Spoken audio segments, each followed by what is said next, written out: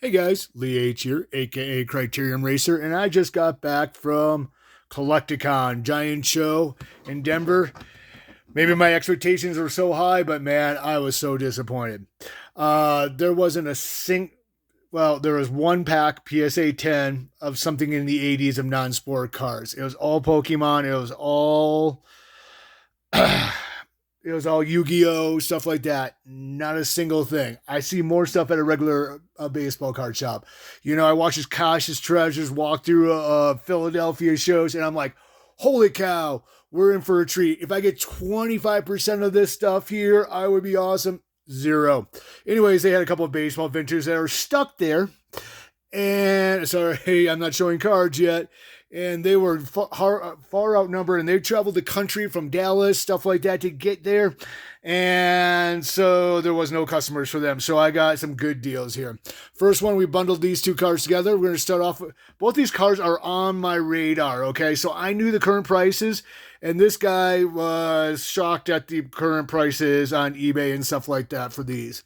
First off is a beautiful 1951 play ball, Warren Spawn here with the red back here. Great condition for this type of year, well centered, everything like that.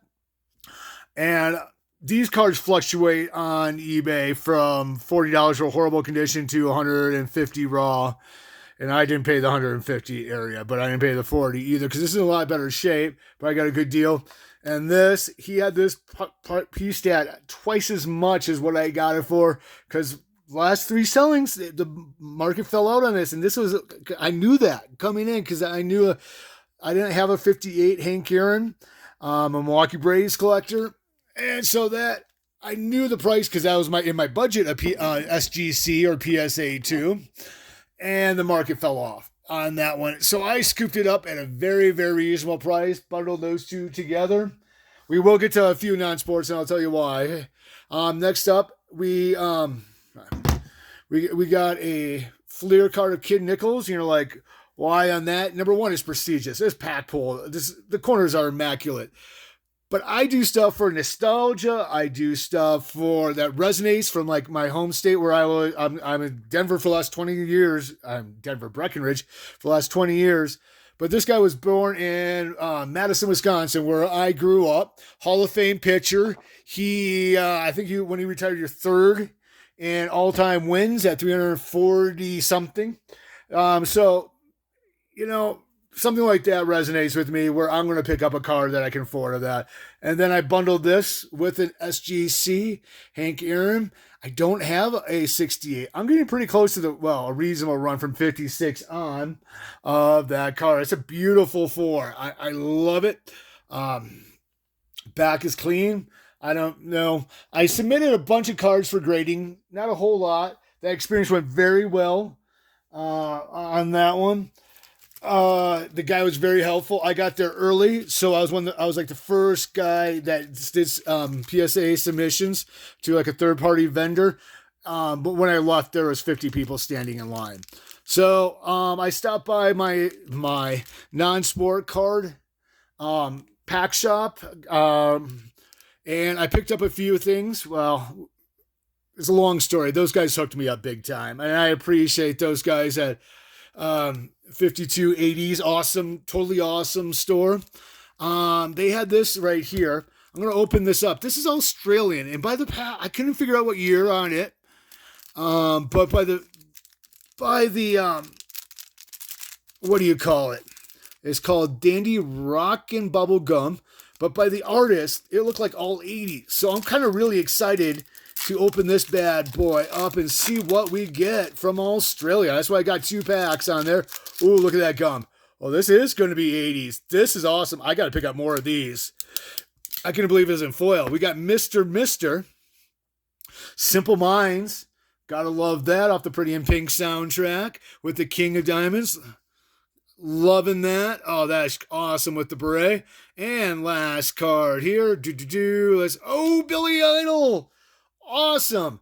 I got to look into singles of this and what's all in the set. If not, maybe find a box if feasible.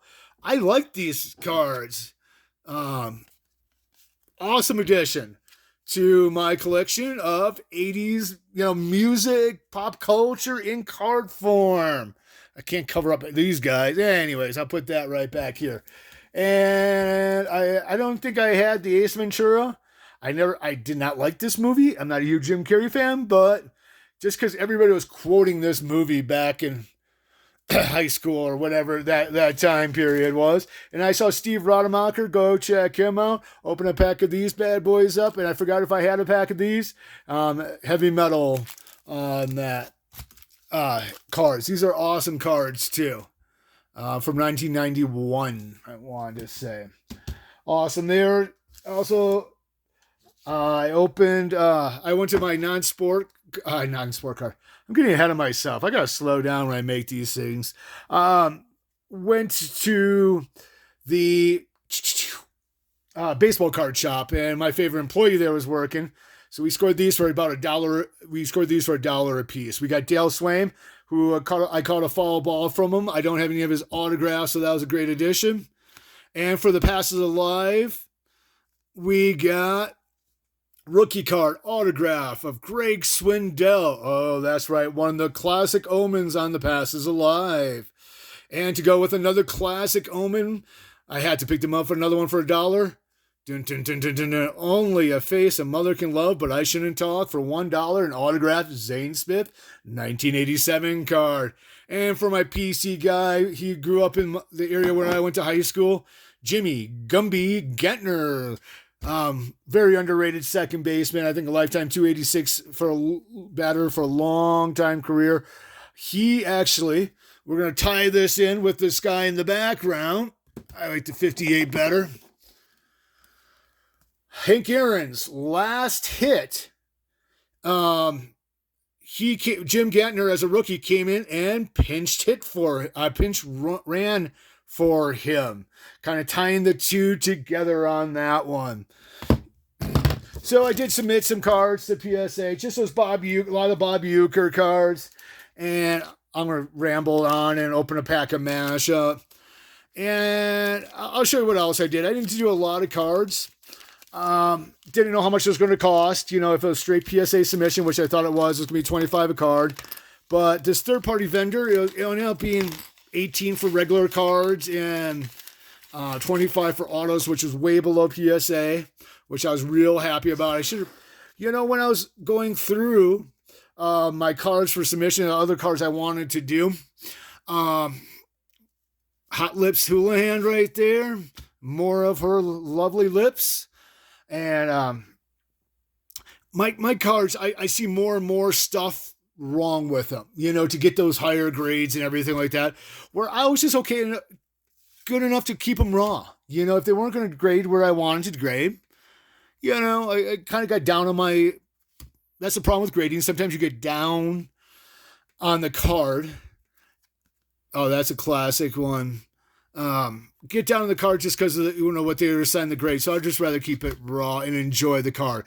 I have no problem keeping cards, and buying cards of cards I want with good eye appeal on a PSA 2, or an SGC 2.